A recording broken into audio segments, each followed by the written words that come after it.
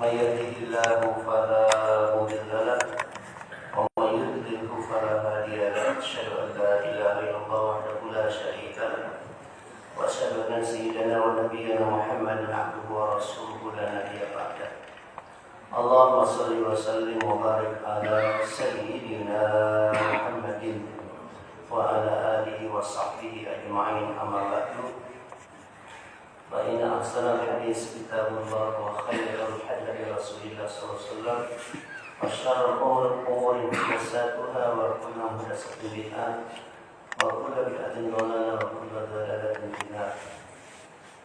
Hadirin para jamaah rahmatullah, mari kita mulai kita pagi hari ini dengan membaca surat Al-Fatihah. Kita doakan orang-orang tua kita, guru-guru kita, saudara-saudara kita, jamaah kita, dan orang-orang yang telah berkontribusi dalam pembangunan masjid ini, yang telah kembali pada Allah Subhanahu wa Ta'ala. Kita doakan semoga Allah limpahkan rahmat dan ampunan buat mereka, dan Allah jadikan kubur mereka taman-taman surga. Kita doakan yang sakit semoga penyakitnya diangkat oleh Allah Subhanahu wa Ta'ala, yang punya hajat semoga hajatnya diijabah oleh Allah, yang sedang kesulitan semoga dimudahkan urusan Allah Subhanahu wa Ta'ala, dan semoga juga kitab yang kita baca ini bermanfaat bagi kita dan Allah limpahkan rahmat dan ampun buat para pengarangnya. Al-Fatihah bil qabul wa tamam kulli sulul wa nabi Muhammad Rasulullah.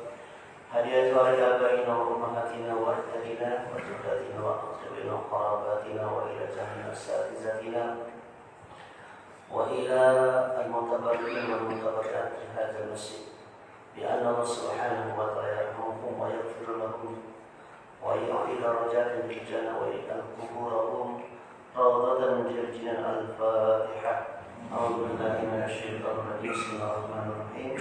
Alhamdulillahi rabbil alamin arrahmanir rahim maliki yaumiddin. Iyyaka na'budu wa iyyaka nasta'in ihdinas siratal mustaqim siratal ladzina an'amta 'alaihim ghairil maghdubi 'alaihim waladdallin. Pagi hari ini kita akan membaca tentang al-azan. Apa itu al-azan? Al-azan huwa al-i'lamu bidukhuli waqti sholati bi alfazin makhsusah. Azan itu adalah pemberitahuan, informasi tentang masuknya waktu sholat dengan lafaz-lafaz yang khusus. Wa yaslu bi du'a ila jamaah wa izharu sya'airil Islam.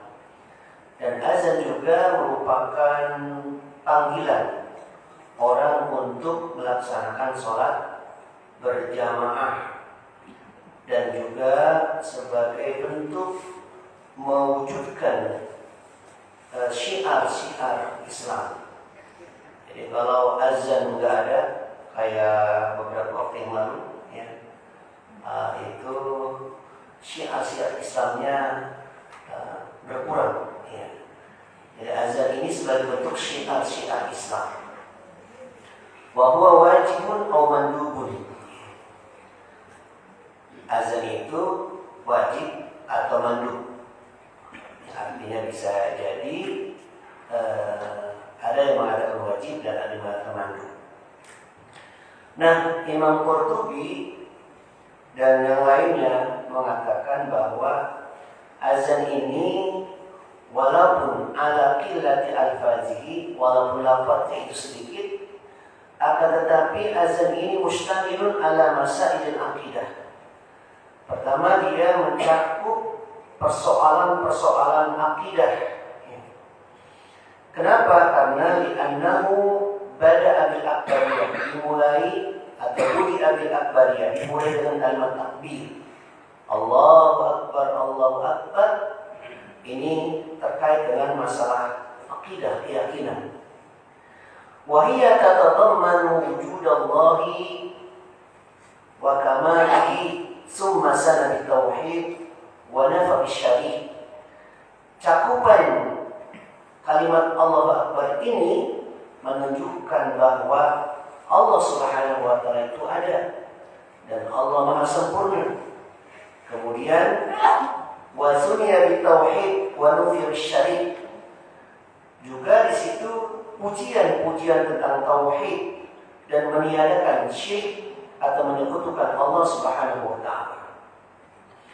Lalu setelah itu summa isbat risalati li Muhammadin sallallahu alaihi wasallam. Yang kedua, setelah kita bertauhid kepada Allah, maka azan itu juga menjelaskan tentang adanya risalah yang dibawa oleh Nabi kita Muhammad sallallahu alaihi wasallam. Jadi bisa jadi atau azan ini hanya ada pada zaman Nabi Muhammad, pada zaman dahulu belum ada. Maka azan ini sebagai bentuk di dalamnya itu menjelaskan tentang risalah yang dibawa oleh Nabi Muhammad. Apa hubungan risalah yang dibawa oleh Nabi Muhammad dengan Nabi-Nabi terdahulu? Ya, kita harus paham bahwa risalah yang dibawa oleh Nabi Muhammad ini adalah untuk mempertegas risalah yang dibawa oleh Nabi-Nabi terdahulu, terutama atau wabil khusus adalah persoalan akidah. Tapi kalau terkait dengan syariat, antara Nabi terdahulu kemudian Nabi-Nabi berikutnya itu saling menyempurnakan. Dan risalah yang dibawa oleh Nabi Muhammad ini sebagai penyempurna risalah yang dibawa oleh para Nabi-Nabi terdahulu. Jadi agama yang Allah turunkan kepada para nabi sampai kepada Muhammad itu hanya satu, tidak ada agama lain. Tapi syariat, aturan-aturannya itu berbeda-beda antara aturan yang dibawa oleh Nabi-Nabi terdahulu, Nabi Musa, Nabi Isa sampai Nabi Muhammad ini berbeda-beda. Nabi Muhammad ini risalahnya ada sebagai rahmatan lil alamin, sebagai penyempurna risalah-risalah yang dibawa oleh para nabi terdahulu. Nah, setelah itu summa da'a ila ta'ah al-makhsusah akibat syahadat risalah. Orang setelah mengucapkan asyhadu an la ilaha illallah wa asyhadu anna Muhammadar Rasulullah, setelah dia mengakui Allah sebagai Rabb, mengakui risalah yang dibawa oleh Nabi Muhammad SAW, maka kewajiban yang pertama yang secara khusus adalah panggilan mereka untuk melaksanakan sholat. Maka hayya 'alas sholat. Kemudian li'annaha la tu'rafu illa min jihati Rasul. Karena terkait dengan ibadah ini tidak akan bisa diketahui kecuali melalui petunjuk dari Nabi Muhammad SAW. Jadi setelah asyhadu an la ilaha illallah, asyhadu anna Muhammadar Rasulullah, kemudian setelah itu hayya 'alas shalah. Nah, berarti perintah salat ini adalah merupakan petunjuk dari risalah yang dibawa oleh Rasul. Kita tidak akan mungkin bisa melaksanakan salat kecuali atas bimbingan atau petunjuk dari Rasulullah. Summa ila falah. Kemudian panggilan dalam azan itu adalah mengajak kita untuk memperoleh kebahagiaan. Kebahagiaan bukan hanya kebahagiaan di dunia, tapi kebahagiaan ini juga ada kebahagiaan akhirat. Karena kalau dunia ini sifatnya sementara, yang kekal adalah akhirat. Bahagia di dunia hanya sementara. Ketika dia masih muda, 27 tahun, 30 tahun, dan seterusnya, sampai mungkin 40 sampai 50 tahun, dia masih masih bahagia, badannya masih kekar, duitnya masih ada, seleranya tinggi. Begitu umur 50 tahun, udah ada yang dikurangi. Walaupun duitnya banyak, badannya sudah mulai berkurang, nggak boleh makan ini, nggak boleh makan itu, dan seterusnya.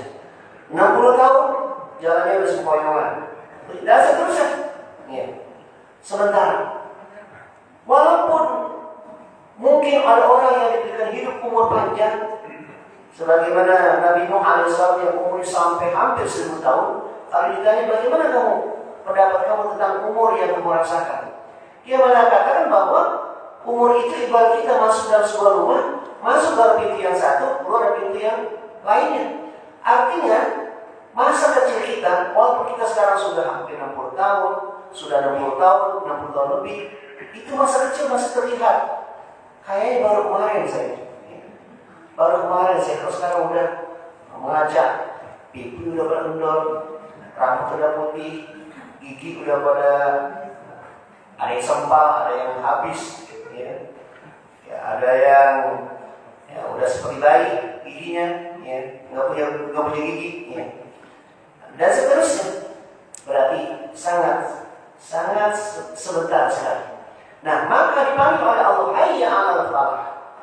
Mari kita memperoleh kebahagiaan yang akan kita peroleh kebahagiaan akhirat. Jadi kalau kebahagiaan akhirat yang kita tuju, maka kebahagiaan dunia pasti kelewatan. Tapi kalau yang diraih adalah kebahagiaan dunia, akhirat tidak sampai. Wa fihi al-isyaratu ila al-ma'ani. Dan di dalamnya juga ada isyarat bahwa suatu saat kita akan kembali kepada Allah Subhanahu wa taala. Summa ada tauqidan, kemudian kembali lagi kepada hal yang pertama, yaitu adalah takbir.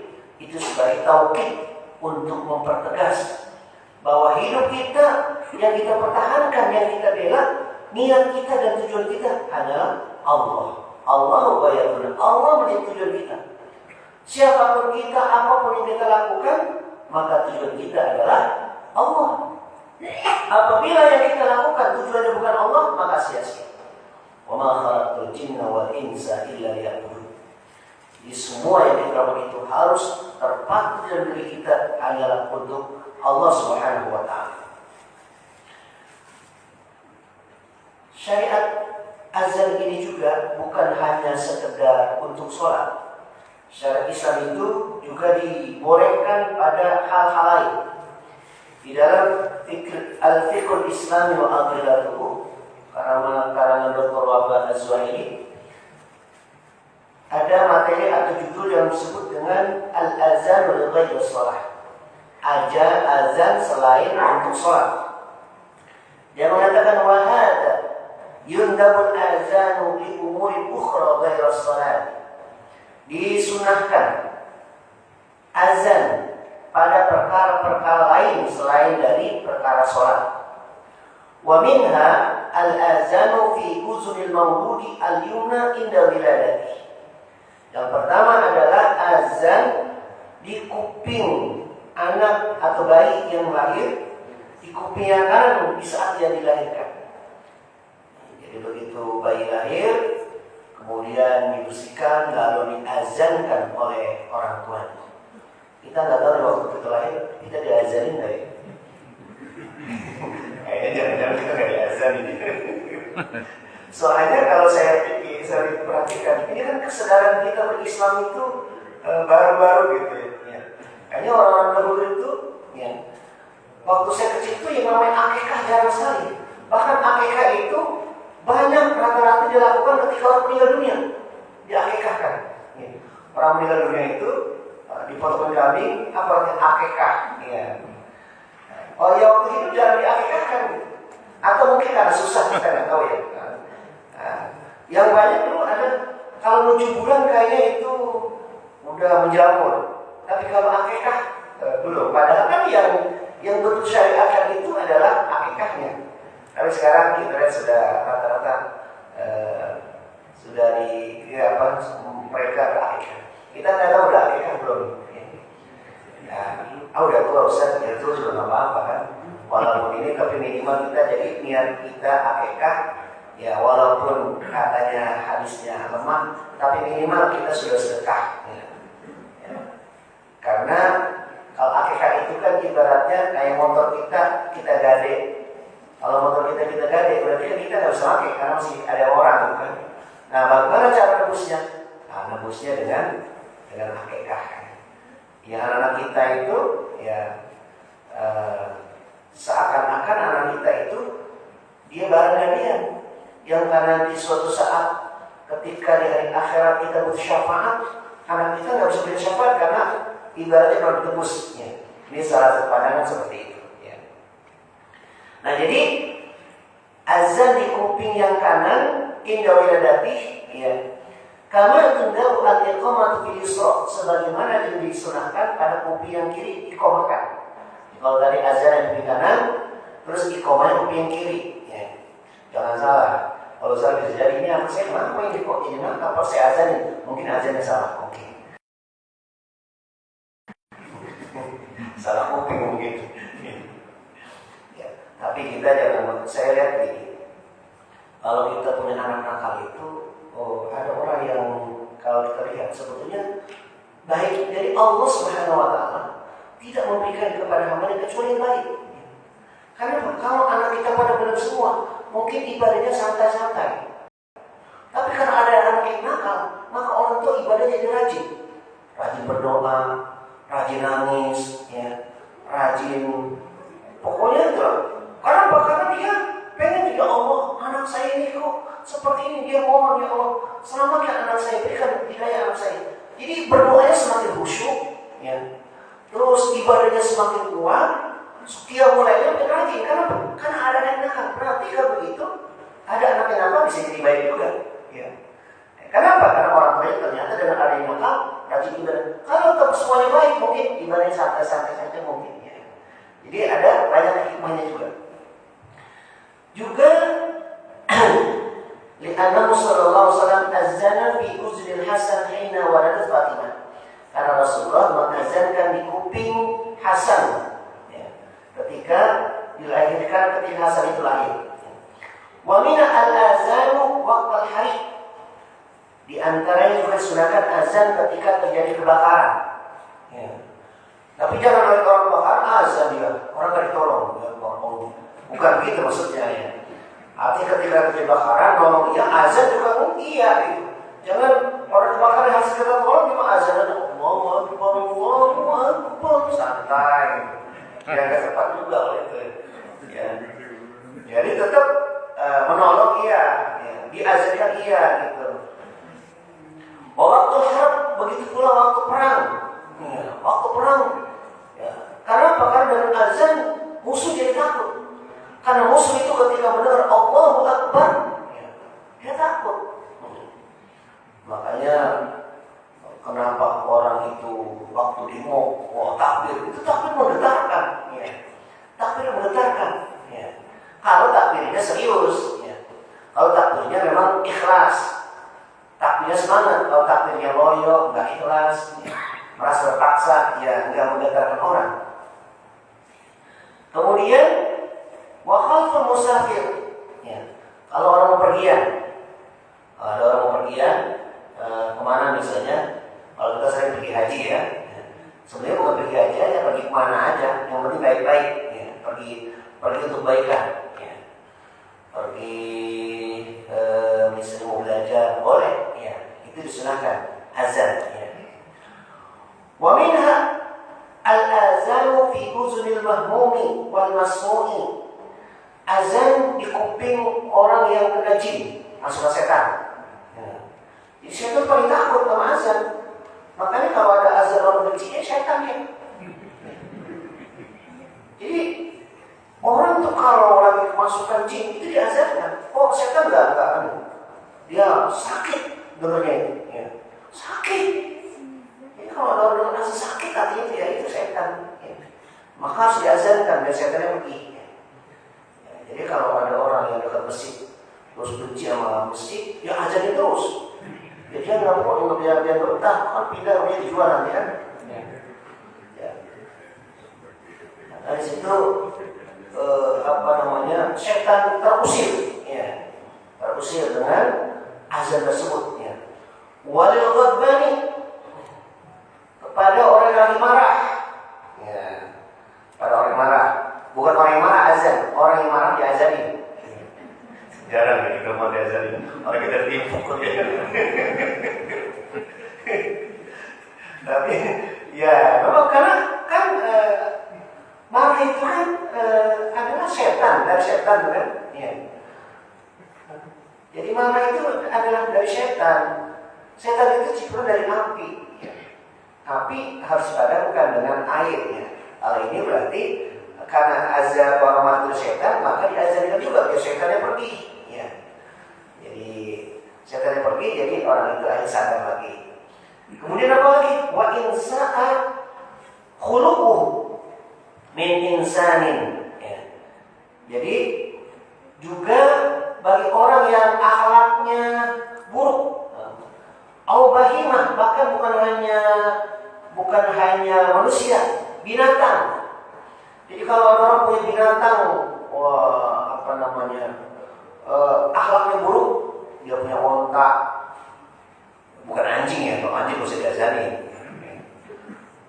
Ini binatang, ya bahimah itu kan binatang peliharaan, ya, atau kerbaunya atau apa ini, ya, atau bantengnya, ya. Wah, ngamuk terus azanin. Ya. Biar supaya bantengnya akhlaknya jadi bagus gitu. Ya. Mungkin pas saya banteng pada takwa. Enggak ada apa-apa. Ya artinya binatang apapun yang kalau misalnya kok susah nggak nurut, nah diazankan. Ya. Termasuk juga anak kita. Ini kok bocah nakal banget, akhlaknya buruk ya, diazankan. Sering diazankan. Ya. Siapa tahu yang diazankan itu kemudian berubah akhlaknya. Kemudian juga wa idza taqawwalat al-ghailan ay sifatul jin wal syayatin. Ada orang kena sihir sampai bentuknya berubah. Misalnya dia berubah jadi anjing atau berubah jadi ular atau berubah jadi apa misalnya, berubah bentuk misalnya. Maka salah satu jalan keluarnya karena dia kena sihir, maka diazankan. Ya, diazankan. Babi ngepet, ya mesti jadi babi gitu. Ya. Makanya babi kalau dengar azan udah pulang dia. Ya. Ya. Karena nanti bisa berubah bentuknya. Ya. Wazalika lidafni syarriha bil azan. Yang demikian itu adalah dalam rangka untuk menghindari segala kejahatannya dengan melalui azan ini. Jadi azan ini sebagai bentuk obat, ya, penangkal dari kejahatan orang yang terkena sihir, atau juga orang yang kesurupan, kemasukan jin dan seterusnya.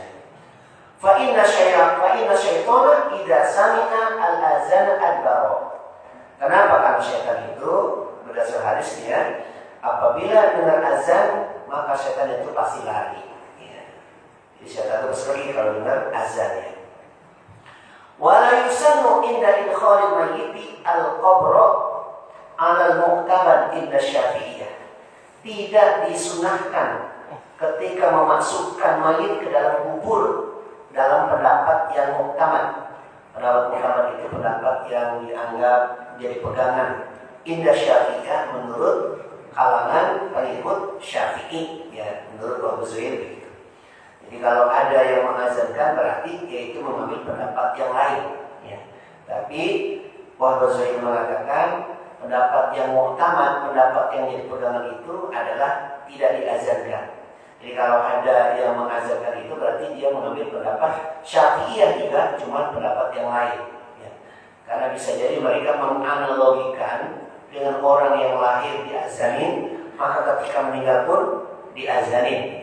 Ketika dia lahir, dia diingatkan bertauhid kepada Allah, ya, tauhid kepada Allah, agar supaya dia menjadi seorang mukmin, muslim yang taat, diingatkan sholat dan seterusnya, diingatkan tentang kematian, kembali kepada Allah. Ketika dia meninggal dunia, maka diazankan juga. Ya. Berarti tugasnya sudah selesai. Sekarang menghadap kepada Allah lagi. Makanya ada diazankan. Kemudian setelah itu ditalqinkan. Ada yang menyunahkan mentalqinkan. Talqin itu mengajarkan. Karena orang yang meninggal itu pendengarannya lebih peka daripada pendengaran kita yang hidup. Ya. Orang pergi baru beberapa langkah saja kedengaran apa? Sendalnya masih kedengaran. Masih didengar sama dia. Tiba-tiba di situ datang malaikat mengungkap wa nakir. Jadi ketika dia nanti dikubur, kemudian sebelum sampai selesai itu ditalqinkan, ya, diajarkan apabila datang al-malakani, dua malaikat yang datang kepadamu, dia bertanya kepada engkau, fa inna khalqa min khalqillah, dia adalah sama makhluk seperti anda, wa Idza sa'alaka man rabbuka dan seterusnya. Nah, itu namanya talaknya di situ. Ya. Ada yang bolehkan, ada yang tidak bolehkan, ya silakan karena itu pendapat ya, pendapat ulama. Nah, itu syariat azan. Apa keutamaan azan? Ya. Warada fi fadl azan wal muazzinin ahaditsu katsiratun nazkuru ba'daha fi bayani. Ada dalil tentang keutamaan azan dan orang-orang yang azan. Ya. Jadi ada beberapa hadis atau hadis-hadis yang terkait dengan keutamaan azan dan orang yang azan ini banyak sekali. Tapi di sini kata Syekh Sabit kami sebutkan beberapa saja. Pertama, an Abi Hurairah anna Rasulullah sallallahu alaihi wasallam qala. Dari Abi Hurairah Rasul bersabda, "Lau ya'lamun nasu ma fil azani." Kalau sekiranya orang-orang tahu tentang keutamaan yang ada dalam azan, was-saffil awal dan shaf yang pertama, summa lam yajidu, kemudian mereka tidak bisa mendapatkannya, illa an yastahimu, kecuali harus diundi, alaihi atas itu, lastahamu, niscaya mereka pasti akan ikut undian. Ya, jadi kalaulah orang-orang itu tahu tentang keutamaan azan dan shaf yang pertama, tiba-tiba mereka udah nggak ada kesempatan. Lalu bagaimana caranya? Ini harus pakai undian supaya dapat kesempatan. Maka orang yang tadi itu pasti akan ikut, atau orang-orang itu akan ikut undian untuk bisa azan atau bisa mendapatkan shaf yang pertama. Kalau azan sih boleh diundi, karena kalau azan sih boleh lagi tentukan orang-orangnya. Karena kan kalau azan itu panggilan orang sholat, kalau yang azan udah ompong tua, ya, panggilan yang kecil itu ngajak sholat, ngajak apa ini? Ya, karena suaranya udah nggak menarik gitu kan, ya. Bolehlah ini yang suaranya masih kenceng-kenceng ya, kayak Ustaz Musi, itu ngajak suaranya kan, ya. Kalau azan udah sempit, jelek suaranya, orang mau sholat bisa tidak jadi. Ya, dicari yang suaranya bagus kalau azan. Tapi kalau shaf pertama itu, ya kita harus berebut. Ya. Jadi jangan baru azan. Nah, itu kalau baru azan itu mengurangi fadilah menurut ulama. Kenapa? Karena harusnya azan itu buru-buru. Jadi begitu azan buru-buru, kenapa? Biar supaya kita mendapat shaf yang pertama. Kalau orang itu tahu tentang keutamaan azan dan keutamaan shaf yang pertama itu, barisan yang pertama, aduh, udah nggak ada peluang sama sekali. Kalau sekali pakai undi, maka pasti akan ikut undian. Berupaya bagaimana caranya agar supaya dia bisa mendapatkan shaf yang pertama. Jadi jangan sekali-kali kita bolong di depan masih ada kesempatan, lalu kita silakan Ustaz. Nggak boleh ya Ustaz, juga nggak boleh.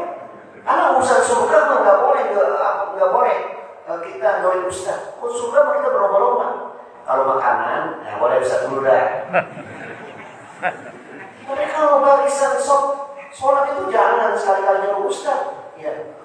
Dia datang belakang, nggak apa-apa datang belakangnya. Kecuali kalau itu sudah disediakan untuk tempat dia lain lagi. Tapi ini kalau kita dalam rangka untuk meraih sholat berjamaah itu, dan itu masih fasilitasi umum, nah, kalau kita dapat, kita yang cepat-cepat masuk lebih dahulu. Ya, jangan mempersilakan orang lain. Kenapa? Karena kalau kita mempersilakan orang lain berarti kurang fadilah. Kita ini salah kasihan atau salah strategi. Kita harus dapat banyak, malah kita dapat sedikit. Jadi itu namanya kan isar, mendahulukan orang lain. Mendahulukan orang lain dalam urusan ibadah nggak boleh. La isar beribadah. Tapi urusan-urusan yang lain, nah itu diperbolehkan. Ya. Dan bahkan isar itu dalam urusan muamalah itu adalah akhlak yang paling tinggi. Walau ya'lamuna ma fil tahjiri lastabaqu ilaihi. Kalaulah mereka tahu tentang keutamaan sholat zuhur, maka mereka pasti akan berlomba-lomba. Walau ya'lamuna ma fil atmati wasubhi la atauhuma walau habwan. Kalau sekiranya mereka tahu tentang keutamaan sholat malam, sholat isya maksudnya, dan sholat subuh, niscaya mereka akan mendatangi kedua sholat itu walaupun dengan merangkak. Ya. Jadi keutamaan luar biasa sholat isya dan sholat subuh. Biasanya maghrib banyak, isya berkurang biasanya. Kita memang di sini nggak tahu ya, di partainya juga sama ya. Jadi waktu sholat itu dibeda-bedain. Kayak Jumat sama Zuhur. Kalau Jumat perlu, kenapa Zuhur nggak perlu gitu? Karena kan sama-sama waktunya sama gitu. Cuma beda hari doang sebenarnya. Ini hari Jumat, ini hari selain Jumat. Kenapa kalau hari Jumat penuh, kalau hari Zuhur biasa nggak penuh? Ini kenapa? Karena harusnya sama, harusnya. Ya. Begitu pula waktu-waktu sholat setiap saat. Ya. Waktu sholat setiap saat itu harusnya dia juga penuh. Ya. Makanya banyak hadis-hadis di mana Nabi kita Muhammad SAW memotivasi, mendorong kita agar supaya kita meraih keutamaan itu. Di antaranya sholat isya dan sholat subuh. Kalau orang tahu tentang keutamaan sholat isya dan sholat subuh, maka mereka pasti akan datang untuk melaksanakan sholat itu. Walaupun mereka udah bisa jalan, udah gak normal jalannya, sampai merangkak, dia pasti akan mendatangi sholat isya dan sholat subuh itu. Berarti kan kalau Rasul menggambarkan datang sambil merangkak, dia akan datang sampai merangkak, berarti keutamaannya luar biasa. Ya. Kita kan karena nggak tahu, ya. Karena nggak tahu, kenapa nggak tahu ya? Karena memang kita belum tahu tentang amal kita. Jadi nilai kita masih ditutupi oleh Allah. Ya. Nilai kita itu kan, ini kan hidup ini kan darul bala, darul imtihan. Kita sedang diuji sama Allah nih. Ya, kalau dalam sekolah nih kita masih dalam ruang ujian. Nanti setelah selesai ujian itu baru dikasih tahu hasil ujian kita. Hidup juga sama. Nanti kita sekarang masih hidup nih, nggak tahu nilai kita berapa. Nanti kalau kita sudah kembali pada Allah meninggal dunia, baru dikasih tahu nih nilai ujiannya. Ya. Nilai ujiannya udah selesai, ujian udah selesai. Ya. Yang beri sakit gigi udah nggak sakit gigi lagi tuh. Ya. Udah yang misalnya yang punya persoalan udah selesai. Ya. Kenapa? Karena itu hanya ujian. Begitu menghadap pada Allah dikasih tahu ini nilai ujiannya. Ya. Nah maka di dalam hadis ini kata Rasul, "Lau ya'lamuna ma fil athmati was subhi la atawhuma walau habwa." Kalau orang itu tahu tentang keutamaan sholat isya dan sholat subuh, pasti mereka akan mendatanginya, walaupun dengan cara merangkak karena udah tidak bisa jalan secara normal. Rawal Bukhari wa ghairuh, hadis ini dari Bukhari dan yang lainnya. Wa an Muawiyah, dari Muawiyah, anna Nabi sallallahu alaihi wasallam qala, Rasul bersabda, innal muazzinina aqwalun nasi a'naqan yaumil qiyamah.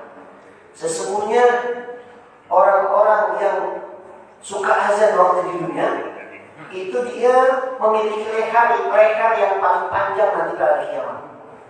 Bukan leher panjang kayak jerapah bukan gitu ya. Maksudnya artinya orang yang waktu dunia tukang azan itu akan terlihat orang lain, oh dia tukang azan waktu di dunia. Jadi ada ciri-cirinya. Ya, jadi ini tukang azan waktu di dunia ini yang suka azan ini. Dia paling terlihat. Ya. Aqwalun nasi a'naqan, maknanya itu memiliki leher yang paling panjang yaumul qiyamah pada hari kiamat. Artinya bisa jadi maknanya adalah memang betul-betul lebih tinggi dari antara rata-rata, ya, rata-rata orang, atau dia adalah orang yang memang dikenali ciri-cirinya, sangat nampak ciri-cirinya, ya. Mungkin yang menyebabkan dia paling nampak itu karena dia lebih tinggi, lehernya lebih tinggi gitu, ya. Lebih terlihat, ya. Itu orang-orang yang waktu di dunia suka azan. Ya. Ini beruntung yang yang di SK-kan menjadi muazzin, ya. Ya, jadi yang nggak punya SK jangan azan, ya. Karena mungkin suaranya kurang bagus mungkin. Ya. Ya. Kemudian wa an Bara bin Azib, dari Bara bin Azib, anna Nabi Allah SAW qala, bahwa Nabi SAW bersabda, inna Allah wa malaikatahu yusalluna ala safil muqaddam. Sesungguhnya Allah dan para malaikatnya bersalawat terhadap orang yang berada di shaf yang pertama. Oh. Jadi Allah dan para malaikatnya bersalawat. Kalau Allah bersalawat itu artinya Allah menurunkan, mencucurkan rahmat kepada orang yang berada di barisan terdepan. Subhanallah. Kayak kita misalnya Man shalla alayya, dalam hadis, barang siapa yang bersolawat kepadaku, kata Rasul, man shalla alayya sholatan, barang siapa yang bersolawat kepadaku satu kali, sallallahu biha asra, maka Allah akan bersolawat kepadanya 10 kali. Ya. Bagaimana Allah bersolawat kepada orang yang bersolawat kepada satu kali itu? Dia 10 kali. Artinya Allah ketika ada orang yang bersolawat kepada Rasulullah satu kali, Allah akan mencucurkan rahmat 10 kali lipat. Jadi makanya daripada ngomong yang enggak gitu kan sambil jalan, maka udah Allahumma shalli ala sayyidina Muhammad wa alihi wasallam. Yang paling pendek apa? Sallallahu ala Muhammad, sallallahu ala Muhammad, sallallahu ala Muhammad. Itu yang paling pendek. Ya. Yang paling pendek begitu. Ya. Enggak ada kayak yang paling pendek. Ya. Sallallahu ala Muhammad. Jadi boleh itu kita jadikan sebagai wirid rutin. Ya. Dia punya target misalnya, karena kata Rasul, ada seorang sahabat Qautizal Ubay bin Ka'ab, ya Rasulullah, saya ingin bersolawat kepada engkau setiap hari ini. Kira-kira saya ingin memperbanyak salawat kepada engkau. Kira-kira berapa ya ukurannya? Lalu kata Ubay, bagaimana kalau saya bersolawat kepada engkau itu seperempat hari? Ya, seperempat hari. Kata Rasul, bagus. Cuma kalau kamu tambah, lebih bagus lagi. Wah, kalau gitu saya setengah hari saya bersolawat kepada engkau. Kata Rasul, bagus. Tapi kalau kamu tambah, lebih bagus lagi. Ya kalau gitu 2/3 dah. Kata Rasul, bagus. Tapi kalau mau tambah, lebih bagus lagi. Waduh, kata dia. Kalau gitu saya akan bersolawat kepada engkau sepanjang hari, sehari semalam saya terus bersolawat kepada engkau. Kalau begitu, kata Rasulullah, dosa kamu diampuni, segala hajat dan kebutuhan kamu dipenuhi oleh Allah Subhanahu wa taala. Kalau gitu. Kalau kita bersolawat ini kan, walaupun tidak ikhlas, udah pasti diterima sama Allah. Ya kan nggak ada orang bersolawat tidak ikhlas, sebenarnya solawat tidak ikhlas kan. Tapi kalau baca Quran, bisa jadi orang tidak ikhlas kan. Orang baca Quran misalnya dia suaranya ditinggiin, Bismillahirrahmanirrahim. Oh, semakin semangat. Bisa jadi, bisa jadi. Tapi kalau salawat, dia nggak ikhlas sama siapa? Orang dibaca selawat. Ya. Oh, saya baca selawat, pokoknya saya ini dapat keutamaan, rezeki dimudahkan. Itu kan mintanya kepada Allah. Jadi kalau kita beribadah tujuannya pengen dapat pahala besar, pengen dapat kemudahan urusan, tapi mengharapnya kepada Allah, itu ikhlas juga. Ya. Karena mengharapnya kepada Allah. Yang tidak boleh itu mengharapnya kepada makhluk. Ya. Saya begini, saya sholat. Makanya kalau kita baca kitab ada Budin itu termasuk di banyak komentar-komentar atau perbaikan amal ibadah. Ada orang yang sholat di masjid nangis, ya. Nangis, yang sholat sedih nangis, gitu. Sampai dikatakan pada seorang ulama, nangis kamu bagus, sholat itu bagus kalau sampai bisa nangis. Tapi alangkah baiknya kalau nangisnya di rumah jangan di masjid. Karena kalau di masjid orang pada lihat kan, bisa jadi berubah niat. Ya. Jadi kalau sholat itu sambil nangis, sangat bagus itu. Tapi bagusnya, alangkah bagusnya nangisnya itu di rumah, jangan di masjid. Karena di masjid banyak. Ini kan dalam rangka untuk menjaga kemurnian, kebersihan dari ibadah kita. Jangan sampai ibadah ini motivasinya bukan karena Allah tapi karena yang lain. Sholat sampai ngangut-ngangut gitu, kayak musuh. Ya, kamu jangan sampai ngerti.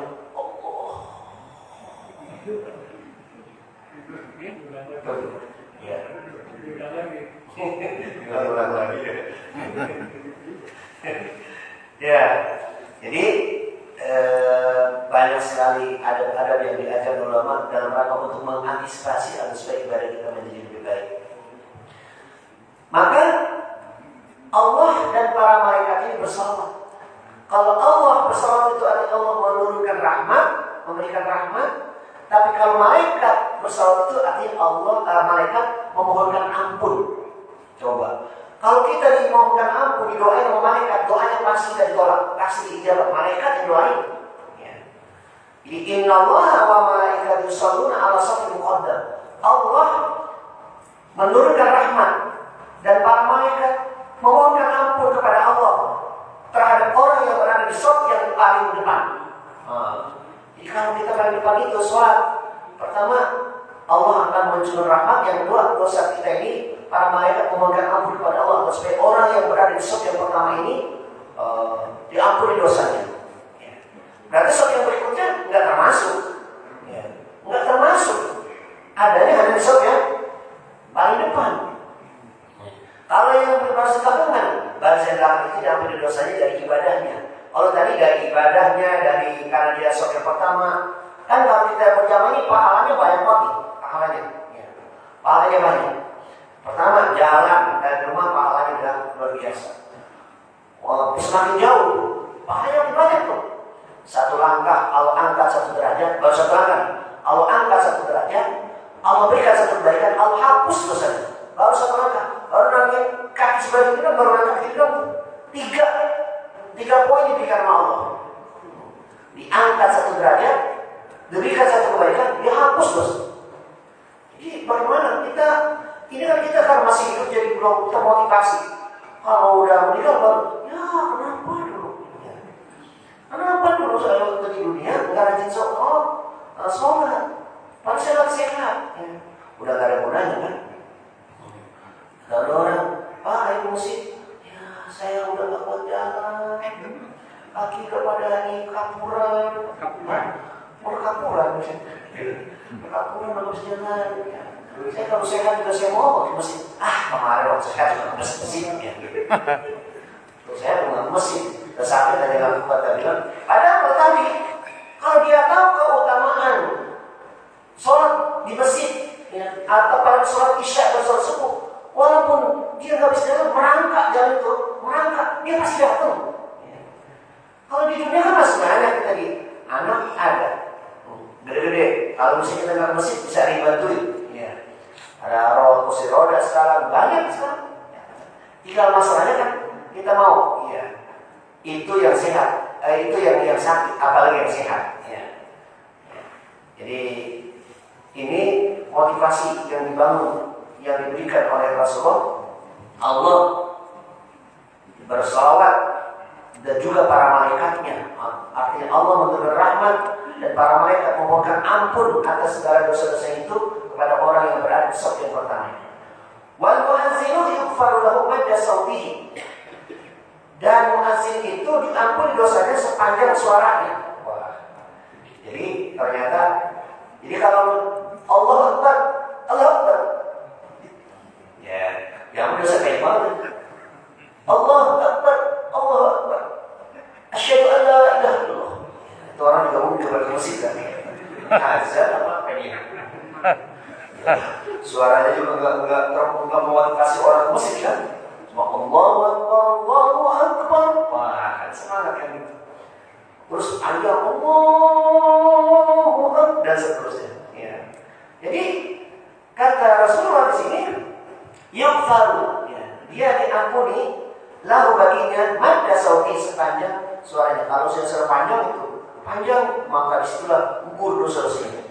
Hayya 'alas shalah. Itu buku berat itu sudah itu. Kita lihat mengucapkan azan dengan suara yang panjang, napas yang bagus. Memang ini soalnya kan ini orang spesialis ya.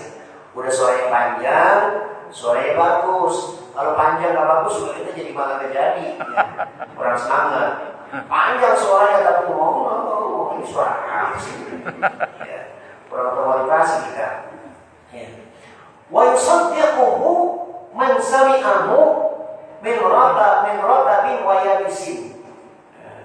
Dan ditasdik, dibenarkan, disambut oleh orang yang mendengarnya. Orang yang mendengarnya, baik itu tumbuhan basah atau kering. Basah itu bukan hanya manusia yang menyambut suara azan itu, dahan-dahan yang basah dan yang kering, ya. Itu penyambutnya, membenarkannya. Walau mislu ajri man shalla ma'ahu, dan orang yang azan itu juga punya pahala, dapat pahala sebagaimana pahala orang yang sholat bersamanya. Ya, jadi disitulah fungsi muazin itu memanggil orang sholat. Semakin banyak yang sholat dengan azannya itu, maka semakin banyak pula pahala yang didapat dari sejumlah orang yang sholat bersama dia. Ya. Jadi itu keutamaannya. Hadis Qala Al-Munziri rawahu Ahmad wa Nasai dan Hasan Jayyid. Kata Imam Munziri, ini hadis diriwayatkan Ahmad, Imam Nasai dengan sanad yang bagus dan baik. Wa Nabi Darda qala, dari Abi Darda dia berkata, sami'tu Rasulullah sallallahu alaihi wasallam, saya pernah mendengar Rasul bersabda, ma min salasatin la yu'adzinuna wa la tuqamu fihim shalah illa istahwaza 'alaihim syaitan. Rawahu Ahmad. Barang siapa ada 3 orang, tapi 3-tiganya satu pun gak ada yang azan, udah gitu gak ada yang sholat, ya, berarti kan kalau gak azan berarti gak ada sholat jamaah. Illa stahwaza syaitan, berarti orang itu sudah dikuasai oleh syaitan. Ya. Jadi kalau ada, ini kan repot ya, ada satu komplek, ya, komplek ini pengembang rumah nih. Ya, orang yang beli rumah mikir-mikir juga nih, kalau beli rumah yang rumahnya jauh dari masjid. Itu kan orang kaya, banyak kan yang kaya-kaya beli rumah yang jauh-jauh dari ini kan, bagus-bagus rumahnya, tapi tidak ada masjid di situ. Jadi kalau nggak masjid, nggak kedengaran azan, orang rumahnya rapat semua. Apalagi nggak ada sholat jamaah. Itu orang-orang yang kayak gitu, semua tuh kelompok-kelompok itu tuh, orang-orang yang begitu itu rata-rata illa stahwaza 'alaihim syaitan.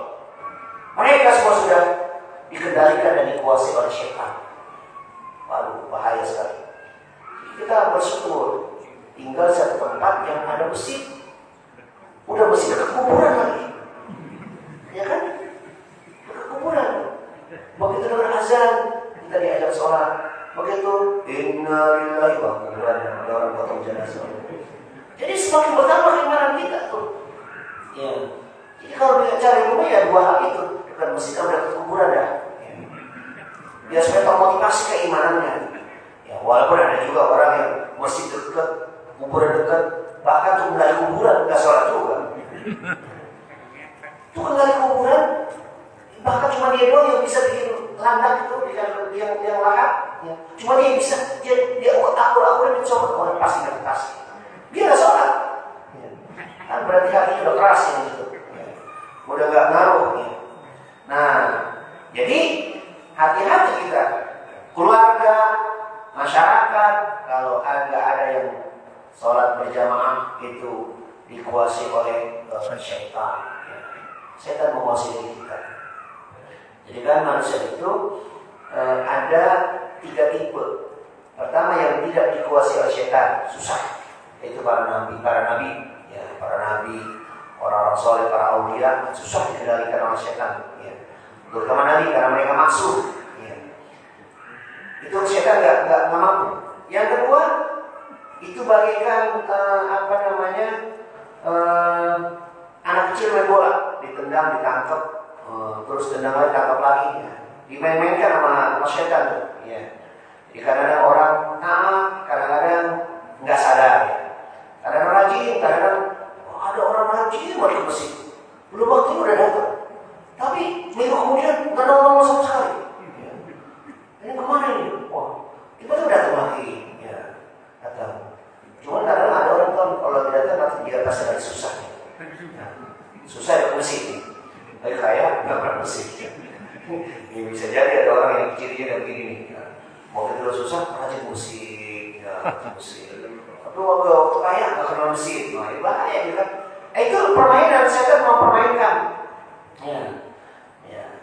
Ada yang memang yang ketiga itu memang udah menjadi kuasa setan.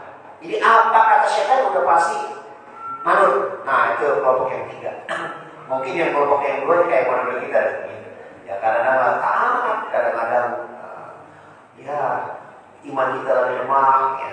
Karena orang semangat atau dari musik karena mungkin kurang rajin, bisa jadi begitu. Nah, padahal kan kalau terkait sama urut perkara-perkara agama itu kan harus serius. Makanya ada mujahadah. Wa in jahadu fina lana diyaum sebulana. Kalau orang itu serius, bersungguh-sungguh, maka pasti akan aku berikan jalan-jalan untuk meraih ketaatan kepada Allah. Ini urusan agama serius. Kalau dunia, inama hayat dunia lahipun walahun. Dunia itu hanya main-main, cara sedang. Di dunia orang nggak kemana-mana ada rezeki. Ini nggak kemana-mana. Orang udah lumpuh, nggak bisa kemana-mana. Ada rezeki nggak? Pasti ada. Selama dia masih hidup pasti ada. Kantong rezekinya masih ada. Kalau udah meninggal, dia kantongnya kosong, meninggal dia. Jadi cuma kita kan nggak bisa melihat kantong rezeki kita kan. Jadi jangan sampai mengatakan, waduh, pandemi lagi, mati saya bilang mati. Karena bisa jadi sekarang banyak orang yang sekarang aja kita dengar masa pandemi ini ada orang kaya makin kaya. Ya kan, yang kaya makin kaya gitu. Jadi rezeki itu sudah ditentukan oleh Allah. Tapi itulah kalau dunia itu kita sampai saja dapat kita. Bahkan nggak punya apa-apa bisa minjem sama tetangga. Tapi kalau urusan akhirat, ya Allah, dari mana kita minta bantuan? Oh, nanti dibantu sama jamaah Masjid An-Nur, didoain kita supaya dosa kita diampuni, mereka semua doain kita. Gitu. Ya itu keinginan juga kan masih baru-baru, kalau udah lama-lama nggak keinginan. Seminggu ya jamaah bapak kita udah nggak ada, doain itu. Ya. Masih ini kan, tapi kalau sudah generasi berikutnya beda-beda, udah gak keingetan lagi tuh. Ya. Didoain, cuma begitu doain, dikirim tuh doanya.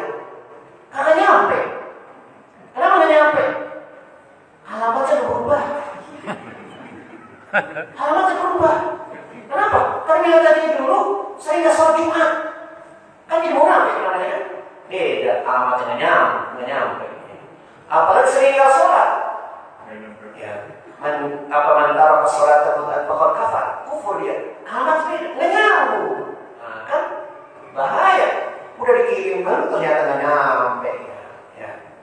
Makanya udah supaya kiriman nyampe, ya sholatnya dijaga, gitu kan? Ya, sholatnya dijaga. Mau Jumatnya, ini jangan Jumat nungguin pukul ditutup. Ya. Makanya kenapa misalnya itu saat saya lihat ada strategi itu khotib itu dimasukkan ke tempat khusus biar nggak dianggap ada di sini. Karena kalau di sini nanti ditutup tuh bukunya sama malaikat. Khotib datang udah habis. Kalau masalahnya nggak kayak ngerinya, begitu jamaah baru ada 5, khotib udah datang. Ya mereka berjalan semua nanti tuh. Kan malaikat pada diri pintu tuh siapa yang datang. Yang datang pertama pahalanya seperti apa? Seekor onta. Yang kedua pahalanya seperti apa? Sapi. Yang ketiga kambing. Keempat ayam. 5 telur. Udah habis ya. Apa lagi? Jadi udah ditutup sama malaikat. Ya, tinggalan kita. Ya. Jadi gitu.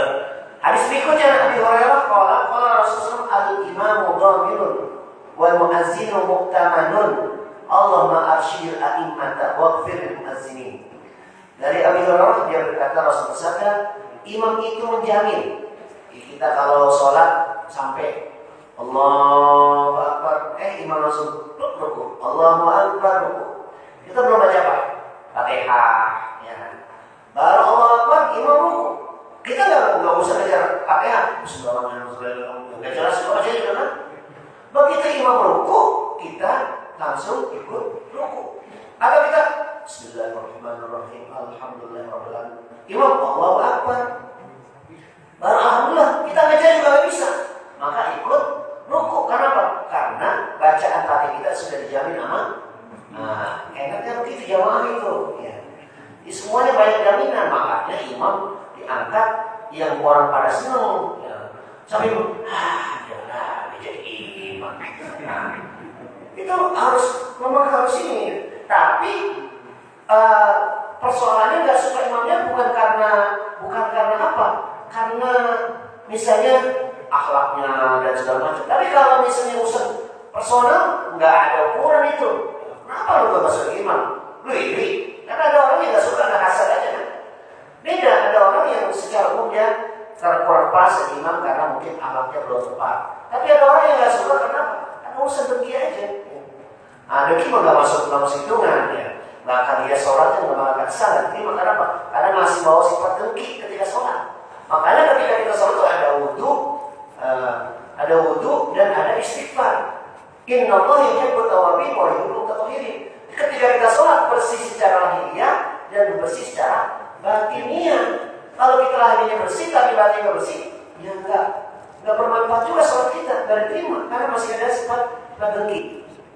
Nah, kemudian terakhir hadis terkait sini, begitu pula al-imam mudhamin wal muazzin mu'tamanun. Orang muazzin itu adalah orang yang diberikan amanah, ya. Maka kata Rasul, Allahumma ya Allah Tuhanku, arsyidil a'imah. Berikanlah bimbingan dan petunjuk kepada para imam, ya, para imam tadi. Waqfil muazzin dan ampuni dosa orang-orang yang azan. Subhanallah, jadi doain kepada Rasulullah. Para imam, para muazzin secara khusus didoakan. Terakhir adalah hadis tentang keutamaan azan ini.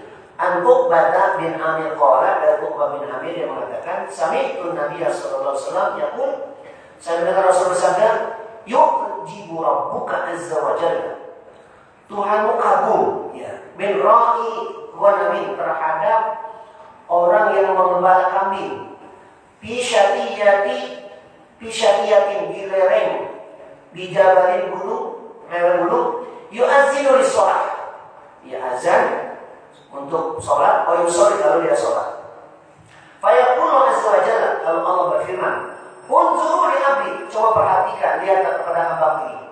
Hadza yu'azzin, dia azan, wa yuqimus shalah, dan menegakkan sholat. Ya khaufu minni, karena takut kepadaku. Qad ghafartu li abdi, aku telah ampuni dosa hamba itu. Wa adkhaltuhu al-jannah, dan aku masukkan dia ke dalam surga. Rawah Ahmad wa Abu Dawud wa Nasai. Ya. Jadi ini artinya kita pun kalau sholat sendirian, ya sebenarnya disyariatkan, disunahkan juga azan. Ya. Ini artinya pengembala sendirian dia azan kalau dia sholat. Ya. Jadi kita di dalam sendirian pun harusnya disunahkan azan. Walaupun sholat itu terlambat, subuh misalnya, ya. Bangun jam 7. Subuh lewat, azan juga nggak apa-apa, ya. Cuma dari keras-keras saja gitu kan. Azan apa nih? Itu azan. Ya. Ternyata dia mau sholat subuh, sebenarnya udah kotor, itu kan udah waktu sudah lewat, ya. Sudah lewat waktunya. Nah, jadi Rasul menjelaskan di mana Allah sangat kagum terhadap seorang pengembala, ya. Pengembala yang sangat miskin, hidupnya sangat susah gitu, tapi ternyata dia masih menjalankan syariat, azan, sholat karena takut kepada Allah. Maka orang yang seperti itu aku ampuni dosa-dosanya dan aku pastikan dia masuk dalam surga. Jadi makanya ya walaupun kadang-kadang kita tetap perasaan takut itu ada, kita ingat melakukan dosa-dosa besar, tapi ternyata Allah rahmatnya itu bisa jadi dosa-dosa besar yang dilakukan sekian puluh tahun itu hanya dalam jangka waktu setengah menit diampuni, dosa dikubur semua. Dengan apa? Dengan dia mengatakan astagfirullahaladzim. Sambil dia ingat dosa-dosa yang pernah dilakukan. Astagfirullahaladzim. Dia bertekad tidak akan mengulangi, berjanji tidak akan mengulangi. Dia menyesal atas apa yang pernah dilakukan, dan dia ingin mengganti kesalahan dia itu dengan amal-amal kebajikan. Hanya setengah menit dosa yang dilakukan berpuluh-puluh tahun itu bisa jadi kubur. Itulah rahmat Allah Subhanahu wa Ta'ala. Jadi makanya kalau kita habis sholat ya istighfar. Rasulullah istighfar berapa kali? Nah cuma 70 sampai 100 ya. Ya. Padahal Rasulullah udah nggak punya dosa. Rasulullah maksum, nggak ada dosa. Nah kita dosa kita merkuh, sebetulnya merkuh. Istighfarnya pakai itu. Udah 3 kali. 3 kali 5 berapa? 15 doang, udah merasa cukup. Harusnya kita setiap apa sih astagfirullah Ini jangan orang udah tahu-tahu udah pernah baca, Masya Allah, astagfirullahaladzim. Tapi dilihatin, astagfirullah dilihatin. Ya. Jadi istighfar sebanyak mungkin. Astagfirullah innahu kana ghaffar. Kita diajarkan oleh Allah banyak beristighfar kepada Allah Subhanahu wa taala.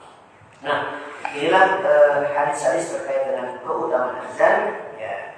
Jadi betapa besar dan mulianya derajat orang yang muazzin, yang hari azan, karena dia azan itu adalah sebagai informasi masuknya waktu sholat. Yang kedua adalah mengajak orang untuk melaksanakan sholat berjamaah. Apalagi juga dalam azan itu mencakup urusan akidah, urusan syariah, dan juga urusan kembali kepada Allah, kematian, kembali kepada Allah Subhanahu wa taala. Nah, mudah-mudahan ini yang kita baca firman Quran kita, nanti kita tentang syadahu masru'iyati. Ini bagaimana kapan mulai azan itu? Jadi ini azan kan kalau orang Yahudi, orang Nasrani lebih dahulu ibadahnya dia lebih dahulu, karena ibadah pada masa Isa walaupun dia sudah selewengkan, mereka kalau nyuruh ibadahnya, maka ada yang pakai lonceng, Nasrani, ada yang pakai trompet, itu sih Yahudi dan seterusnya. Nah kita nih waktu Islam datang, apa panggilan sholat kita? Bagaimana caranya? Nah disitulah nanti turun tentang syariat panggilan sholat disebut dengan azan. Kita tutup dengan Al-Fatihah. A'udzubillahi minasyaitonir Bismillahirrahmanirrahim. Alhamdulillahirabbil alamin arrahmanir rahim maliki yaumiddin iyyaka na'budu wa iyyaka nasta'in. Ihdinas siratal mustaqim siratal ladzina an'amta 'alaihim ghairil maghdubi 'alaihim waladdallin. Astagfirullahaladzim, astagfirullahaladzim, astagfirullahaladzim.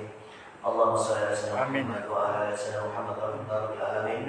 Allahumma ighfir lana wa liwalidayna warhamhuma kama rabbayana shighara. Ya Allah ya Tuhan kami, ampuni kesalahan dan dosa-dosa kami.